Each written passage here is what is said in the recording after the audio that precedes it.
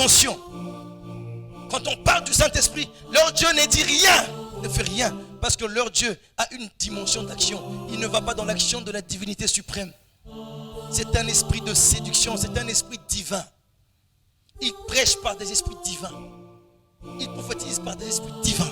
Ils guérissent par des esprits divins. La Bible dit, marchez par le Saint-Esprit. Tout, il faut le faire par l'Esprit de Dieu. L'Esprit de Dieu n'est pas un esprit divin. L'Esprit de Dieu, c'est Dieu lui-même. Et ce même esprit a failli frapper Jean.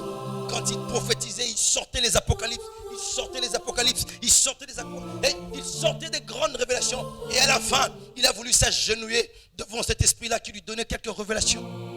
Et quand il a voulu s'agenouiller, cet esprit-là était gentil envers Jean. Parce que devant l'épouse, devant celui qui a le Saint-Esprit, cet esprit-là ne peut pas le dominer. Il lui dit, attention, abstiens-toi de t'agenouiller. Je suis ton compagnon de service. Je ne suis pas celui que tu veux adorer. Moi, on ne m'adore pas.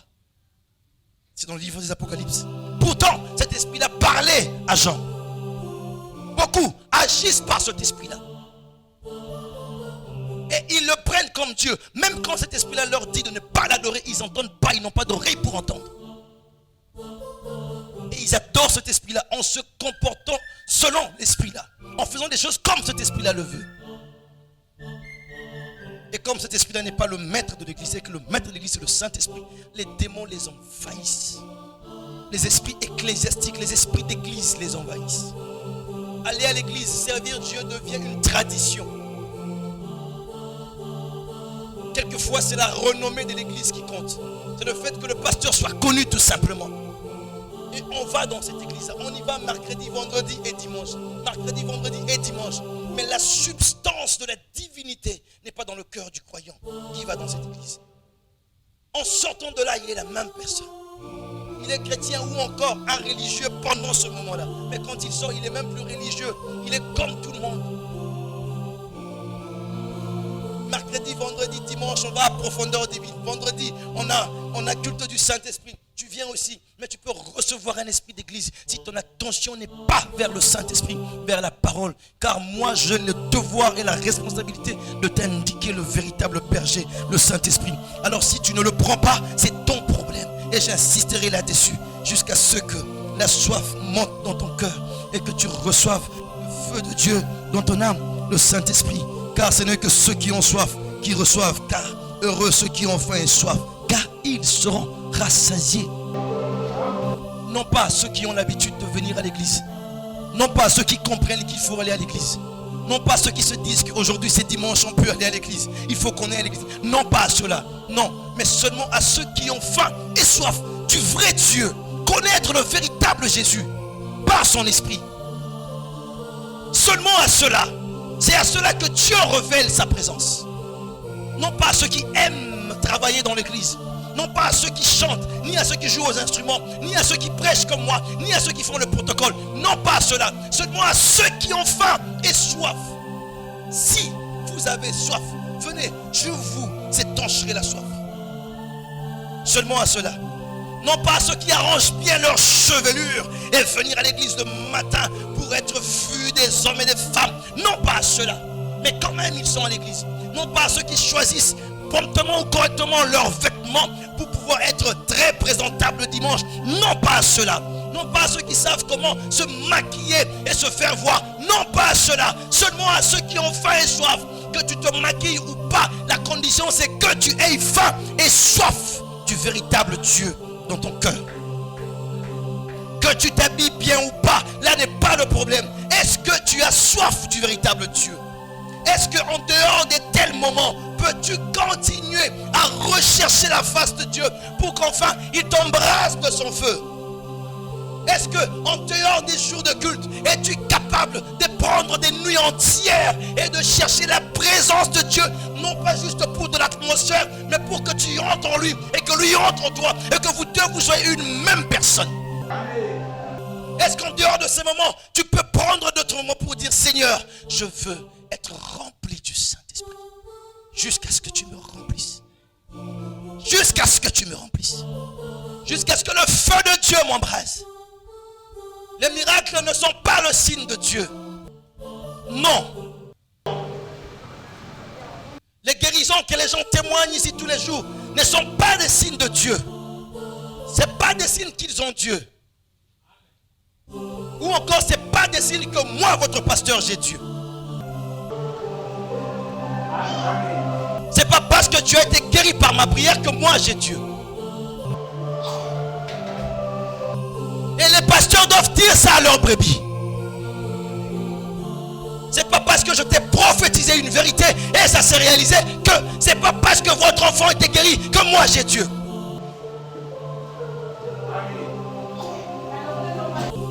C'est pas parce que je peux enseigner bien selon ton entendement que j'ai Dieu. Non, c'est faux.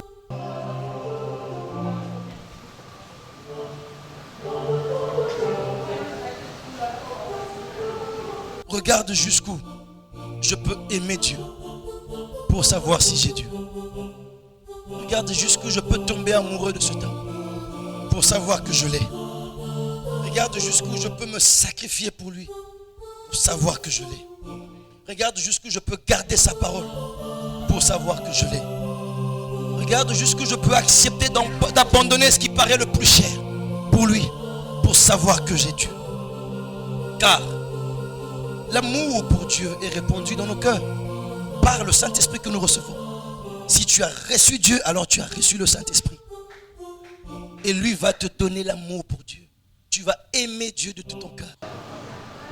Tous ces hommes et toutes ces femmes qui te font changer des décisions par rapport à Dieu, c'est parce que tu n'aimes pas assez Dieu. C'est parce que l'Esprit de Dieu n'est pas encore tombé sur toi.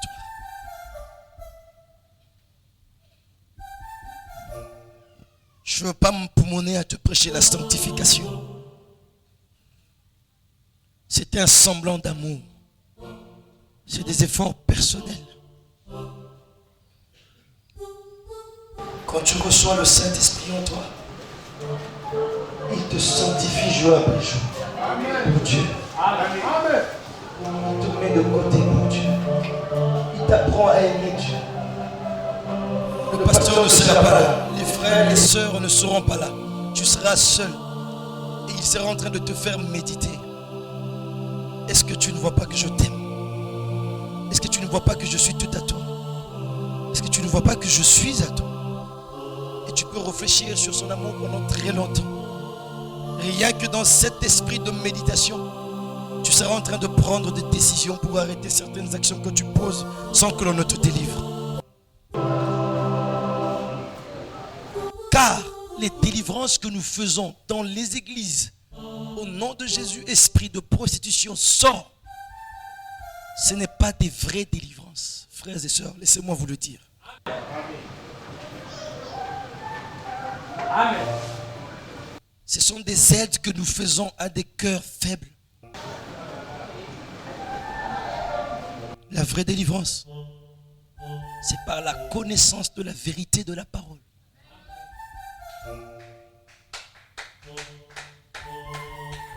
La connaissance de la vérité. Amen. Il ne s'agit pas que la vérité te soit prêchée. Tu dois connaître la vérité. Il s'agit de la connaissance de la vérité. C'est ça qui a franchi. Amen. La vérité peut être là devant toi sans que tu n'en aies la connaissance. Tu peux bien être en train de la mépriser pendant qu'elle est en train d'être ébranlée devant toi tous les jours. Tous les jours. Mais tu es en train de la mépriser parce que tu n'aimes pas beaucoup ça. Oui, la vérité, elle blesse. Mais quand tu arrives à la connaissance de la vérité, là, tu es délivré. La parole travaillera dans ton cœur tout doucement, et mettra fin à chaque chose. Celui que je délivre d'un esprit de mensonge, et puis il arrête de mentir, il peut revenir au mensonge demain. C'est lui que je délivre de l'esprit de femme de nuit. Les femmes de nuit peuvent revenir demain. Celui que je délivre de la sorcellerie peut revenir demain. C'est lui que je guéris d'une maladie. Demain, tu peux mourir de la même maladie. Être enterré et pourrir dans la grotte.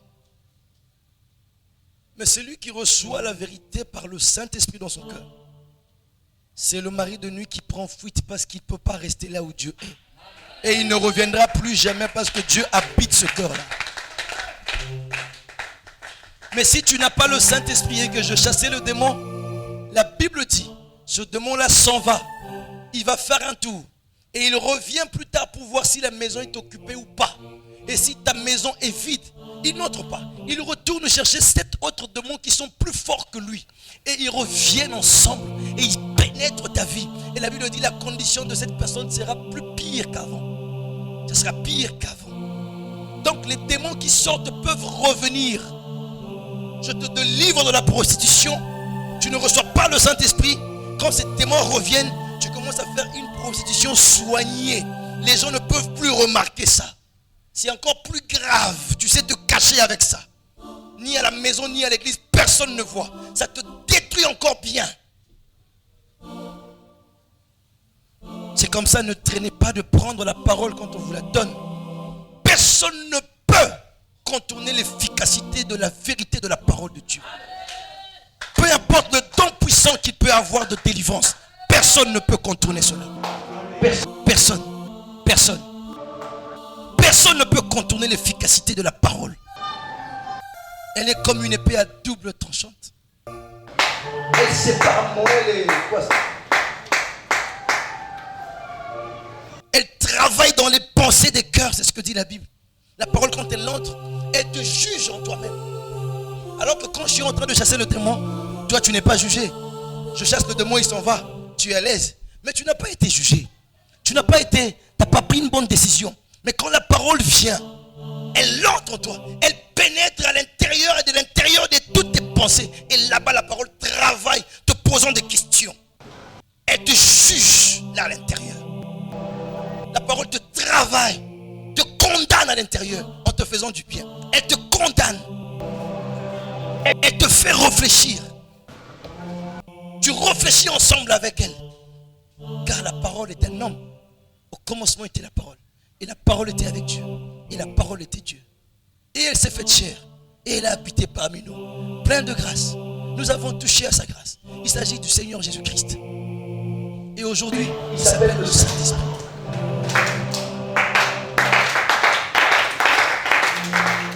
Elle te juge. Tu te bats. Parce que la parole pénètre petit à petit. Ne fuis pas parce que tu sens qu'il y a une bataille en toi. Ne te sens pas condamné. C'est parce que la parole est en train de te juger. La parole te donne la grâce en te jugeant. Afin qu'elle ne te condamne plus. Tu es déjà jugé par la parole maintenant. Et tu ne seras plus condamné demain. Et tous ceux qui ne sont pas jugés par la parole seront condamnés à la fin. La parole te juge maintenant.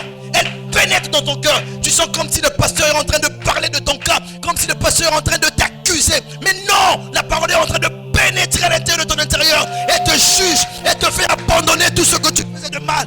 Et quand tu acceptes le jugement de la parole, et la justification vient sur toi, et tu abandonnes le mal, et la victoire vient sur toi, tu es déjà jugé. Dieu ne te jugera plus pour une deuxième fois car tu as reçu sa parole.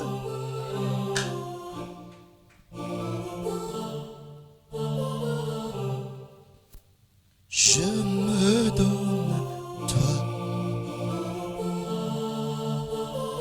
On n'a pas fini la lecture.